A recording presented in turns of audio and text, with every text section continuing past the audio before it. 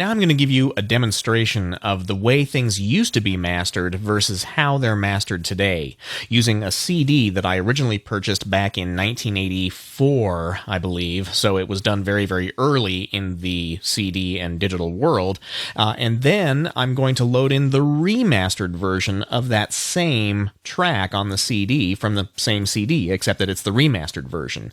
And the way that you do this is I'm going to make a new Cubase project, and anybody who has my other Cubase title will know about why we do things this way. And I'm going to make a new folder called Remaster Comparison. And then I'm going to hit Open. I'm going to save this project as the exact same name. I can spell. But now I'm going to go under the File pull-down menu, select Import, and select Audio CD. I need to drag this up so that we can see it a little bit better. And what I'm going to do is I'm going to put a check mark next to CD track number 9, and I'm going to rename this one Original. Then I'm going to hit the Copy button.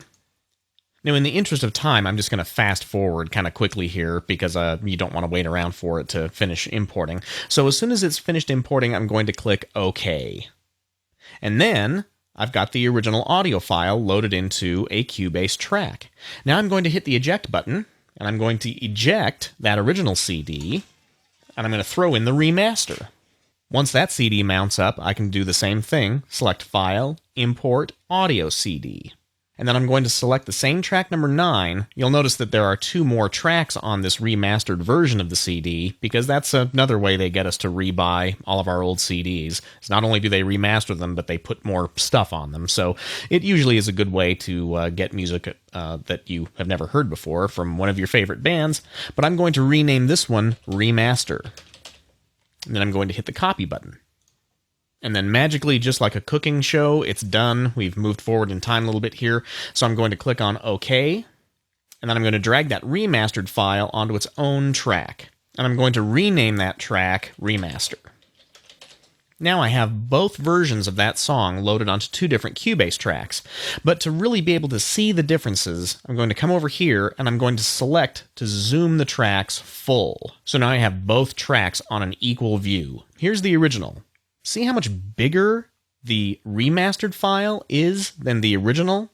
And remember how we talked about the fact that peak volume is not really the perceived volume of a track, it's the average volume.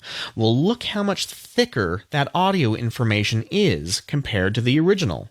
Now, I told you I can't play this stuff. I really wish I could, but for copyright I can't. But what I can do is do a statistical analysis of each of those audio files. So on the original version, I'm going to go under the Audio pull-down menu and select Statistics. Now these are the stats on the original file. You'll notice that the peak volume is actually still under 0. This is back when they were just transferring the analog tapes to a digital editor, and they were using a philosophy that they used for a long time with analog decks. And they didn't realize a lot of the art and science that goes behind digital remastering at this point. Again, this is very early. But the big difference here is that the average volume is almost 20 dB below 0. Now, the remastered file is going to be considerably different than that. So I'm going to put the original file over here, then I'm going to highlight the remastered track, and I'm going to do another statistical analysis of the remastered file. Now, if I put them both together, we'll be able to see what the differences are. Here's the original. You'll notice that the peak amplitude, again, was almost 3 dB below 0. The peak amplitude of the remaster approaches 0, but it's 0.36 or minus 0.36 decibels below 0. But the big difference is in the average volume. There's actually almost 7 decibels of difference between the original at minus 19 dB and the remastered version at minus 12 dB.